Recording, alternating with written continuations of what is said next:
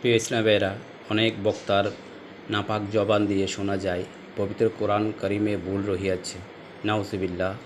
এই ধরনের মন্তব্য যদি আমরা মুখে বলা তো দূরের কথা, অন্তরে পোষণ করার পূর্বেই আমাদের ঈমান চলে যাবে।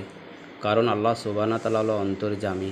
আল্লাহ সুবহানাহু ওয়া তাআলা পবিত্র কোরআনে বলেন, আমি তোমাদের অন্তরের ভাষা জানি, তোমাদের চোখের ইশারাও বুঝি, কালকে কি নিয়ত করবে সেটাও আমি জানি। ইসলামেরা, এখন এটা হলো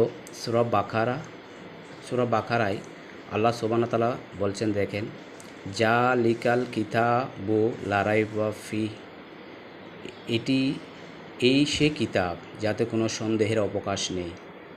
তাহলে আমরা যদি এই কিতাবের প্রতি কোনো সন্দেহ পোষণ করি, তাহলে আমাদের ঈমান থাকবে না, এটা 100তে 100। তাই এই ধরনের বক্তব্য শ্রোতা থেকে আমরা বিরত থাকব।